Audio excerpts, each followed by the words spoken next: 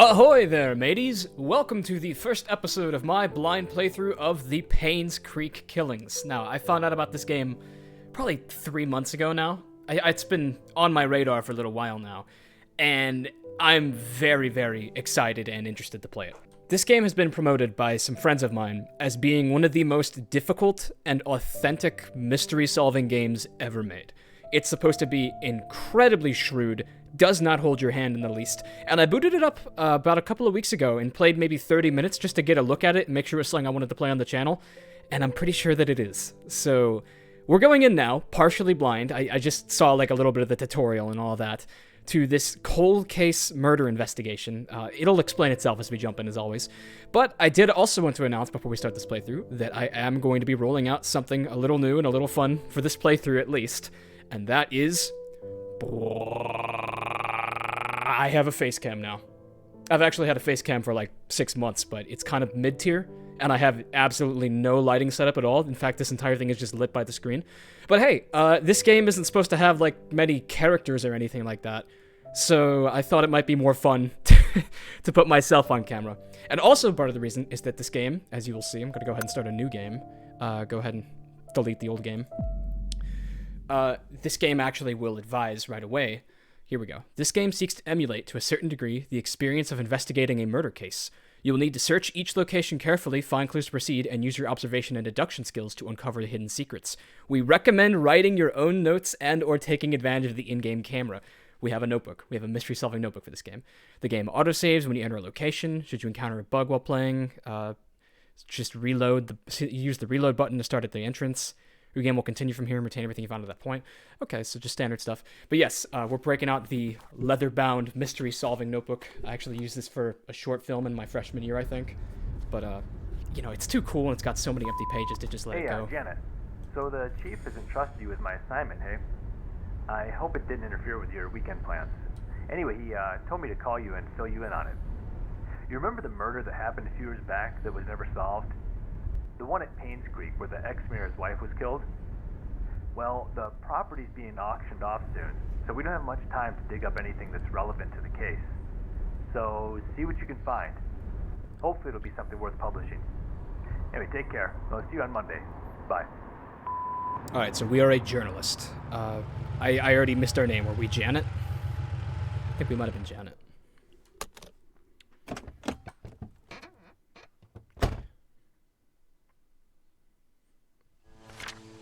Alright, so this game probably is going to have a good bit of reading in it, so that's something that we should be aware of. Once again, I probably should say, like, you know, this is a little different from the norm. I mainly upload the Nancy Drew games on my channel, and other adventure mystery games.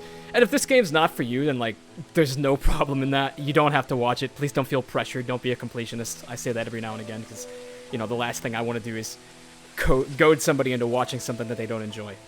So, if you want to come along for this, intensive mystery experience, welcome aboard. Let's see how it goes.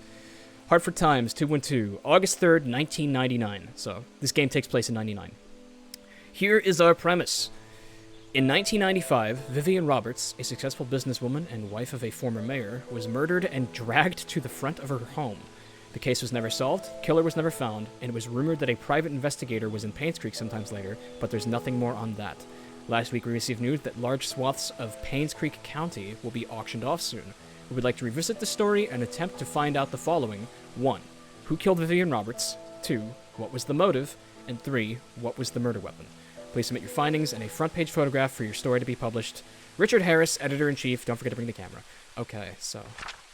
mouse to look around, WASD. Simple enough.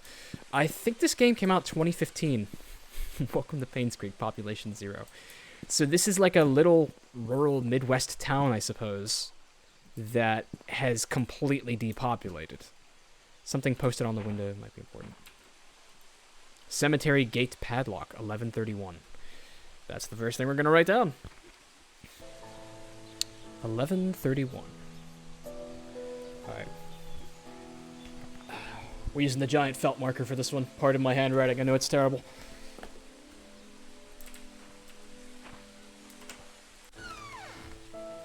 This is the police station, then. I did poke around in here. There's just a couple of things to see for tutorial purposes.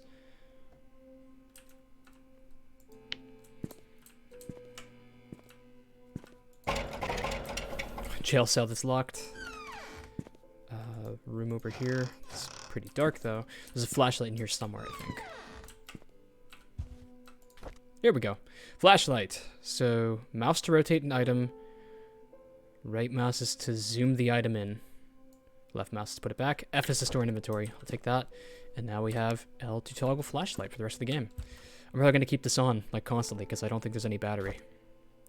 Story of Tonti.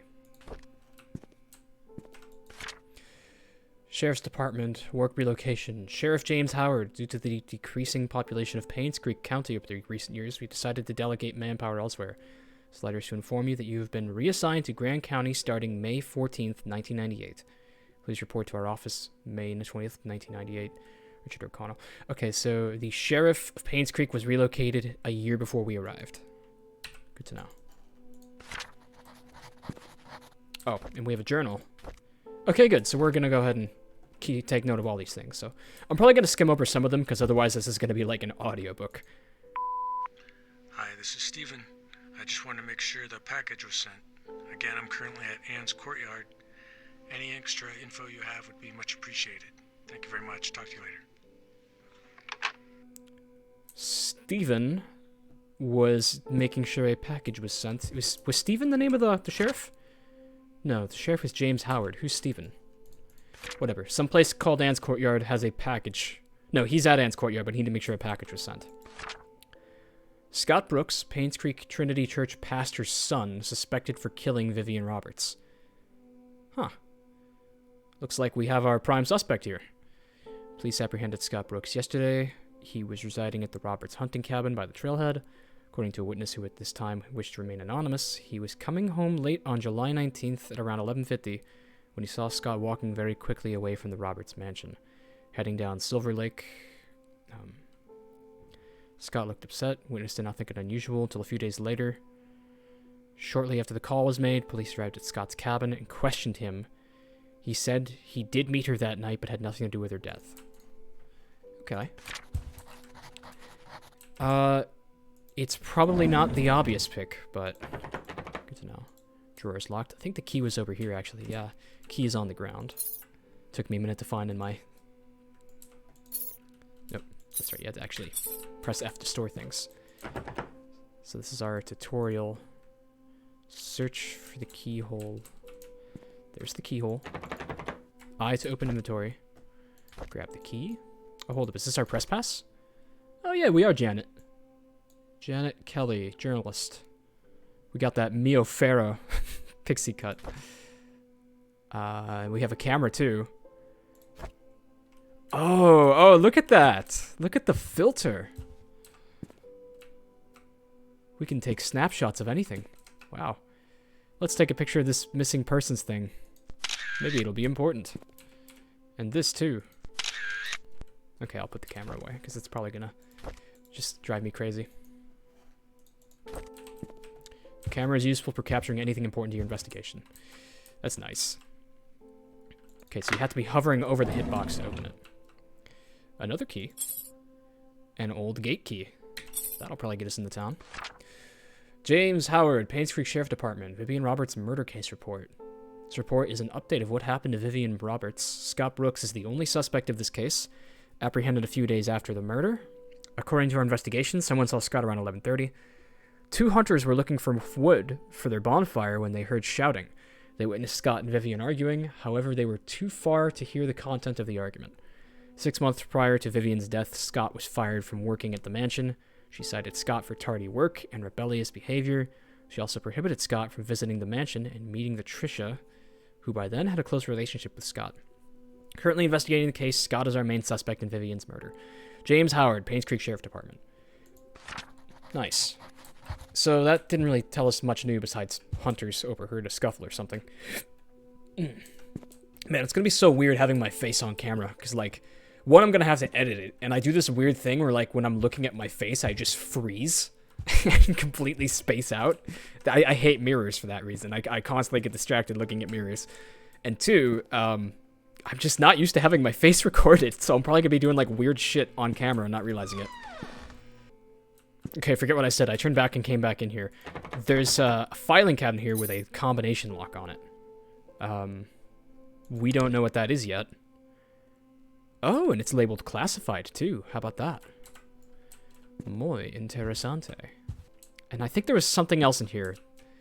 Yeah, here it is. This is what we needed. Okay, I thought for a second that I forgot this. Here is our map of Painscreek. So we're down here at the sheriff outpost. The big town square is up ahead, and you can actually see Anne's Courtyard Inn and Suites is here, which is a place that was mentioned by Steven. So I think we might start by going there. But there's also a post office, a photography lab, a farmer's market, a church, a cemetery, a hospital. God, I hate hospitals and video games are so creepy. And of course, the mayor's mansion way at the top of the town where the murder occurred. So, we have that now. M is to open the map at any time. And... oh, the flashlight's unlimited. I guess I can come back and pick it up. Okay, now I think we're ready to go explore the town.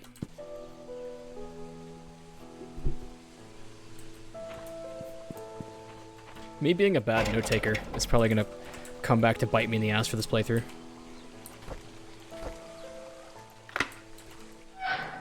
Alright, we're in. Let's go ahead and shut that behind us. Well, it's a pleasant place. Nice and pretty. Oh, and we have sprint, of course. That's nice. Hey, I see a fishing rod. Lot of condemned houses. The addresses are single digits. That's how you know this place is super small. Wait, is this house number 1 over here? No, it's 8. And they're locked too. Gosh, I mean, this is what the game is. It's totally open world. I'm supposed to just explore and take note of everything. So you're probably going to see a lot of editing in this playthrough to jump around me just dicking around and finding nothing of no importance. But hey, that's kind of the spirit of the adventure, I suppose. I'm assuming this is the town square, which means one of these buildings is the inn. Moon Cafe. Still Moon Cafe. Is this the inn? Oh, I didn't check the sign, but it's unlocked, so probably. More coffee. Can I get the lights on? Damn it, there's no, like, electricity in this town, is there? Oh no, there is! Great!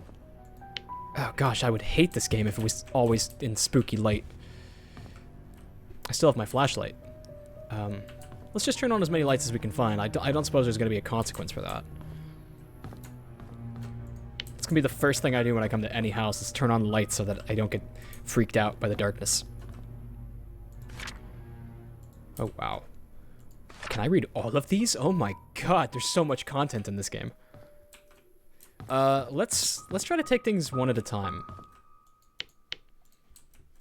This light bulb is out, it seems. Maybe that's important. Untouched bottles of wine. Hi, this is Oliver Gibson. Hey, Oliver. I just wanted to thank you for letting me borrow your toolbox and shovel. Oliver has a toolbox and shovel. I'm currently out of town for a few days, and I didn't get the chance to return it yet. In the case you need them, it's currently sitting in my photo lab. Ask Mrs. Patterson for my spare key.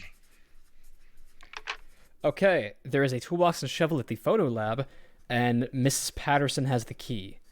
So, let's keep note of that name and see if we can find out where Mrs. Patterson resides. I'm already gonna switch away from this felt pen. Maybe I'll actually, like, scan PDFs of my notes and put them on screen. Good old Breaking Bad. Oh, another flashlight. Looks like they kind of just litter those everywhere. Let's go ahead and turn ours on and start poking around behind this desk. A lot of these little sconces seem to be not working. Ooh, keys to the rooms. 204, 203, 202. Okay. Wow, this is a small inn. What is that? If that's the whole key rack, that's like 4 keys. Got some darts here. Is there a dartboard nearby? There it is. Cool. Here is a locked toolbox. Maybe that's the toolbox Gibson was talking about. Could have been retrieved. Painscreek Community Hospital closes its doors after 60 years. Fund embezzlement suspected as key factor. Ooh. There is scandal afoot. Not just murder, but embezzlement. Hey, check this out. Painscreek first opened in 1936, serving as a humble abode for treating patients. Vivian Roberts, a successful businesswoman, saw the need to revamp the hospital in the early 70s, and she founded the Roberts Relief Foundation with the main purpose to support the needs of the village of Painscreek, starting with the hospital.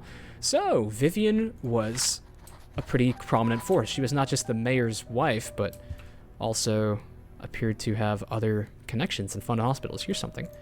Here's the key that you requested. 7 Black Pine Road, Painscreek. Well, hey, we have a key. This is a little suspicious. And it opens house 7. I think that's what it says. That's what the address is. This is so exciting. The game's just giving me a million keys left and right. I'm yet to hear any mention of that Steven fellow again. He was the guy who left the voicemail at the police station. Case of Da Vinci wine. Champagne Lingabol. Okay, what's behind the desk? Oh, wait. Are these, like... Hang on. Are these possession drawers for, like, the guests? 201 through 204? Does that mean that my keys are going to open these? Like... Hang on. 201. Oh, I don't have the key to 201. Interesting. No, it does not work. So these are probably the keys to the rooms. I don't know what's up with these drawers. Answering machine, we already saw that. And here we have the ledger. Neil Merck. Hey, we've got a Steven on here. Stephen Moss. 600 to 730. Check this out. Stephen Moss is the only person on this list who does not have a checkout date. And coincidentally, he's staying in room 201, the only room I don't have a key to. I don't know anything important about these other names, but maybe I'll keep them in mind. Here's a note. Some of our usual customers, you might want to memorize this. Hey, this is a bunch of addresses. Can I, are we going to commit this to the notes?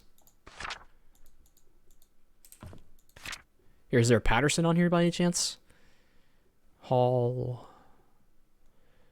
No, I don't see a Patterson, but newspaper, letter document, other. No, we're not. Shit. I kind of wish we would take note of that ourselves, but fine. I'll know it's here when I need to know an address. I'm just gonna make a note that there are addresses in the inn. All right, let's go upstairs.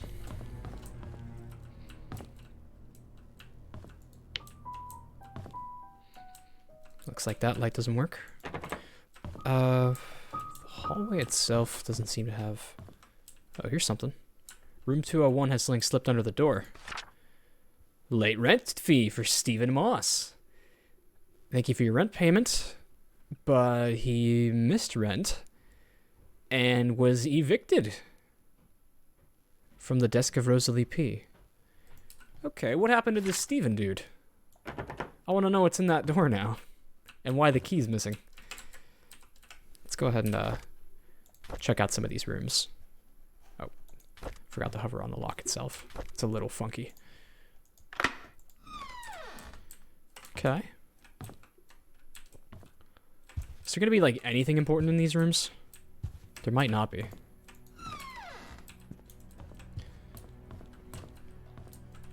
Well, I looked through the other rooms, and there's nothing in them but Bibles. That's the only thing of interest, it looks like.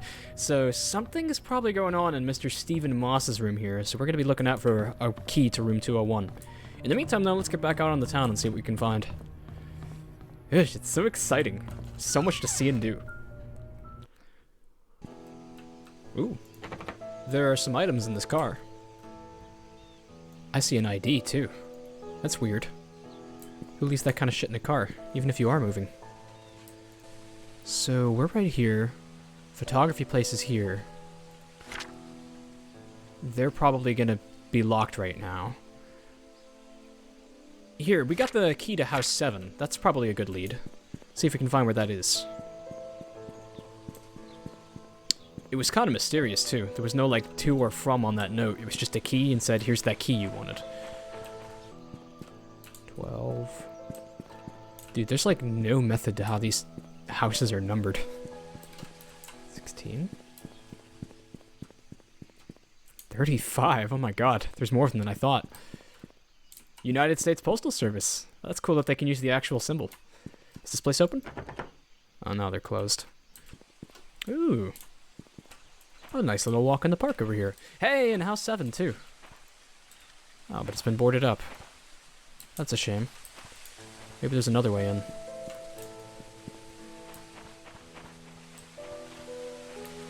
Trail closed, do not enter. Oh, but it looks so pretty. Public hunting area. Okay. That's of interest. Well, if house 7 is boarded up, then that's what I have the key for, right? Found at the reception desk. Address for the key is written on the paper next to it. Damn. I mean, we're going back now. It said house 7, didn't it? 7 Black Pine Road. Okay. So we were on the wrong road. We went to Pebble Road, and house 7 there was boarded up. So, Black Pine Road. Is that on the map? It is. Okay, so we went down Pebble Lane, which we should not have done. I think this is it right here. Yeah. Okay, start calling out house numbers when you see them. Oh, there's a big-ass gate here I can enter. Where does this go, the hospital? I did not find house number 7. They were all in the 30s and 40s. Yeah, this looks like the hospital. I'm not sure I want to be here yet.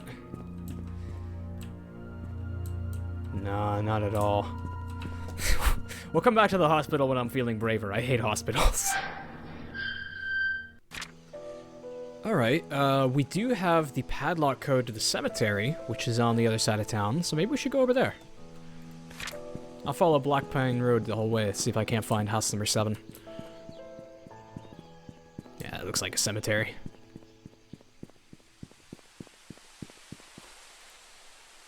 Oh.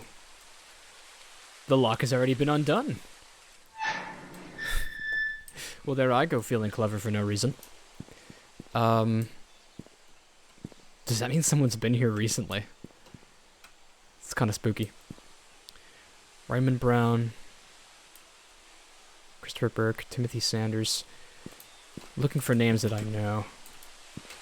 Wanda Tyler, Magdalene Roberts. Hang on, why does this one get her own little fenced-off section? You will always be remembered, 1907 to 1975. She died like 20 years before the events of this game, but it sounds like it's of interest. She must be some big person in the town. Sarah Goldberg, Roberts, Vivian Roberts. We have a Roberts here. Oh, and that was a Roberts back there too. It was Magdalene. We're going to figure out who she was. Those we love will never go away. 1940 to 1995. So yeah, that is the deceased. I don't see any Scooby-Doo style clues around the tombstone. I'm seeing a lot of Hopkins though. The Hopkins family could be important. Let's see, Elliot. Oh, hold up. Scott Brooks. This was the lead suspect, wasn't it? Hold up. He died in 1995 too? Hang on, November 15th. When did Vivian die? It doesn't say. Shit. This guy was the lead suspect in the investigation. And then he died, like, right after Vivian's murder. The newspaper neglected to mention that. That's, definitely of interest. Hopkins, Elliot. Y'all see that? This ain't right. There's one tomb here that's just a wooden cross with flowers and no name. I can't even observe it, but this is clearly important. Whose grave is this? I'm making a note of that, because that's gotta be important. Christopher Burke, Timothy Sanders. Andrew Reed. That Scott Brooks epitaph, too, was kind of weird. God's lent child. Oh, what? This side of the cemetery's locked. I don't think I can read the graves from here. They're all facing the other way. That's weird. Why would you lock a part of a cemetery? Okay, we found some interesting things there. I think I'll just start moseying around town until I find some more important things. I'm curious that it looks like the house we were given an address for. Hang on, here's a house number 7. This isn't Black Pine Road, though, is it? Suppose I might as well try the key. Oh, does this have 2 locks on it? No, I can't even try the key. Probably not the one, then. I might as well try every door to see what is and is not locked. But I'm getting the feeling that just about everything in this town is locked. Silver Lake, Maple Drive. This is the way to the mayor's house. I should probably go up there eventually. But I want to keep poking around the town first. Actually, no, what am I doing? This murder investigation, I should be going to the place of the murder instead of exploring the town. So I think we're gonna abandon the search for house number 7 and head up here. That is where I'm going, I think.